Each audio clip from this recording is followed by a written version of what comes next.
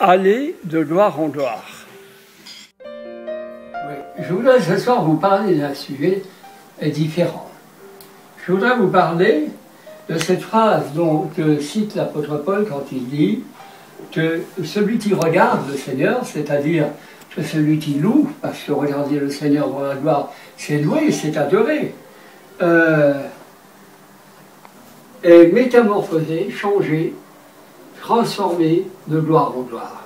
Et même le mot métamorphose veut dire plus que changer. Il veut dire que lorsque nous regardons le Seigneur, nous changeons de forme et nous prenons la forme du Seigneur. Et c'est à cette forme-là que Dieu parle quand il nous parle. Alléluia. Pourquoi louer et adorer? C'est quand même un sujet qui est très important. Si on regarde le psaume sans arrêt, il dit louer l'Éternel, louer le jour et nuit, sans qu'on ait une explication donnée à notre intelligence, cela s'obtient par révélation.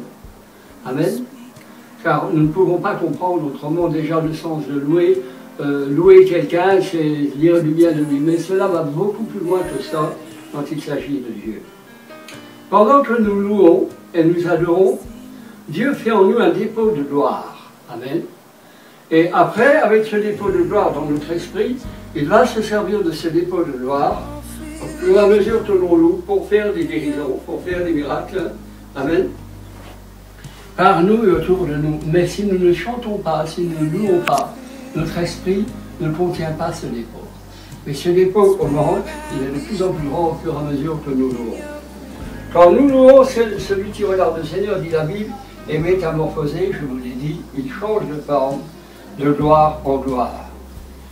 Il se peut que vous ne sentiez pas que vous avez la foi pour prier pour la guérison d'une personne. Bon, qu'est-ce qu'il faut faire?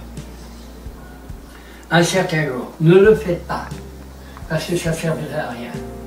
La mode d'imposer les mains sans que l'esprit ait dit de le faire n'amène rien du tout. On le voit, on a vu imposer des mains à des centaines de personnes sans aucune délivrance, sans aucune guérison.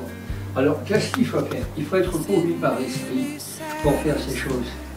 Et ça peut être simplement Dieu dirige par sa parole. La Bible dit qu'il envoya sa parole, donc Dieu peut vous dire une parole et la personne sera guérie. Bon, maintenant vous sentez que vous n'avez pas de parole, vous sentez qu'il n'y a pas de guérison, amen, alors ne le faites pas. Et tout d'un coup, 3-4 jours après, subitement, vous avez la foi en vous que si vous priez pour cette personne, aujourd'hui elle va guérir. Que s'est-il passé? Cette personne, vous avez été déclaré par exemple comme ayant le cancer ou comme ayant une maladie plus grave encore. Vous étiez terrifié, vous vous sentiez impuissant. Amen. Et totalement impuissant devant une chose comme ça. Non, moi j'ai pas la foi, je ne peux pas prier pour elle. Ne le faites pas. Et quelque temps après, vous avez senti que vous aviez la foi pour prier pour cette même personne. Alors qu'est-ce qui s'est passé? Il y a 4 jours, il y a 8 jours, je n'avais pas la foi. Et maintenant, qu'est-ce qui s'est passé? Il s'est passé que vous avez monté dans l'esprit. Vous êtes passé d'une dimension d'onction à une autre dimension.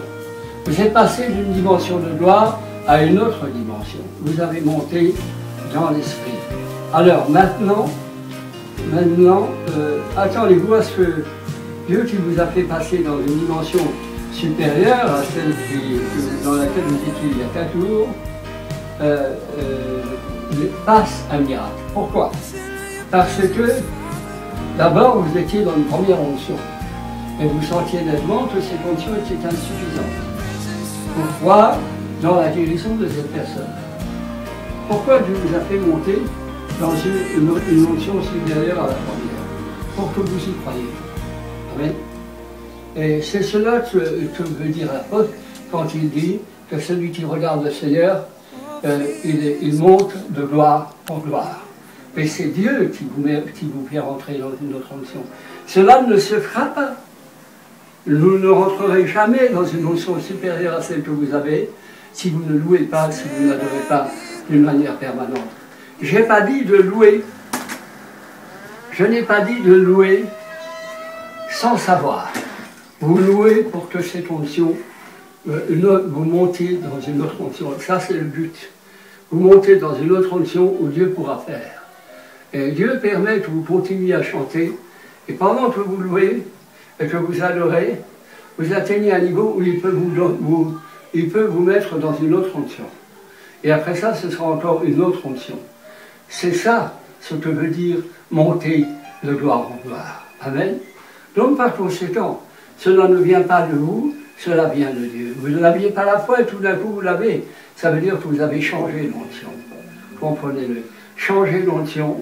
Et maintenant, Dieu va continuer à vous faire changer l'onction. Et vous allez monter d'onction en onction, de gloire en gloire. Amen. Jusqu'à que vous ressuscitiez les morts. Cela peut sembler quelque chose d'époustouflant, ça l'est.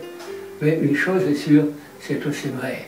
Pourquoi? Parce que Dieu a mis son esprit en nous, et c'est le même esprit qui était dans Jésus pour faire les mêmes choses. Jésus a dit, ils feront des miracles et des plus grands que j'en ai fait. Donc ne vous attristez pas, ne vous tourmentez pas, si tout d'un coup vous n'avez pas l'onction pour prier pour quelqu'un. Ne priez pas pour lui, louez, adorez, et quelques jours après, dès que vous sentirez que vous avez à nouveau l'onction pour prier pour lui, et que Dieu va intervenir, faites-le. Mais en attendant, louez et adorez. Remplissez-vous de l'onction de Dieu. Remplissez-vous de la gloire. Laissez Dieu vous remplir de sa gloire et après agir au travers de l'eau pour guérir les malades et ressusciter les morts. Que Dieu vous bénisse. Amen.